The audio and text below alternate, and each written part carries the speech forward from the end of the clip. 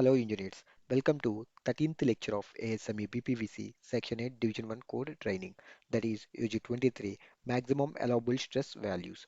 In this video, I will cover most important points that is mentioned in UG23 clause. So let's start this session. What is maximum allowable stress, guys?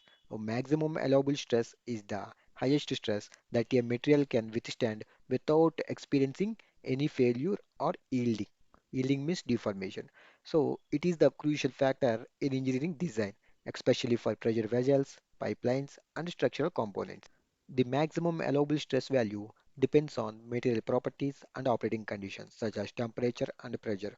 So whatever the maximum allowable stress values used for our thickness calculations are generally taken from section 2 part D tables, guys. So for your reference here I attached some of these screenshots from the section 2 part D. So generally I took SA 240 type 304 material for your reference. If you see properties for this material in section 2 part D, so minimum tensile strength for type 304 material is 75 KSI and minimum yield strength is 30 KSI.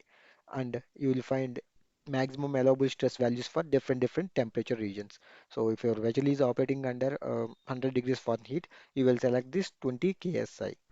So according to ASME BPVC, the maximum allowable stress value for SS304 material for product form is 20,000 PSI.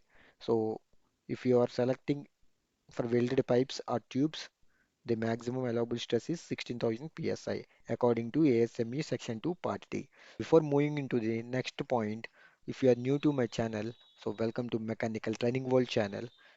Please subscribe my channel and click on the bell icon and you will get notified if I upload any new videos. If you like my content, please share to your colleagues and friends. They will also get benefited. So let's get into the next point. The code mentioned that there are two allowable stresses, guys. One is maximum allowable tensile stress and maximum allowable compressive stress. So I already shown you in previous slide how to find out the maximum allowable tensile stress.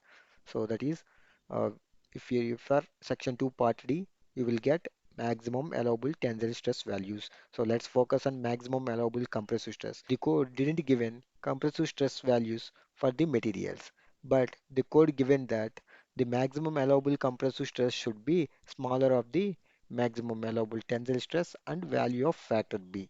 So you already know how to calculate maximum allowable tensile stress. So let's find the factor B, guys. So first step in finding the factor B is to calculate factor A value. First we need to calculate factor A value by using this formula.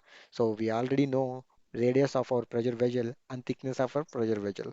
So by using this formula, we find the factor A value. After finding the factor A value, we can find factor B by using material chart in section 2 part D subpart C.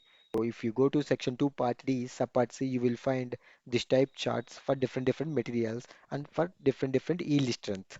So you already know Young's modulus for your material and we already calculated a factor A value. By using these two values, we will find the factor B value. For example, if a factor A value is 0.009 and your E value is 29, you will draw vertical line and horizontal line. You will get factor B value as 12,000.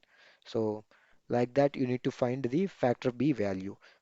But if your value A is fall into this category, if your value A fall into this region, so then what you need to do?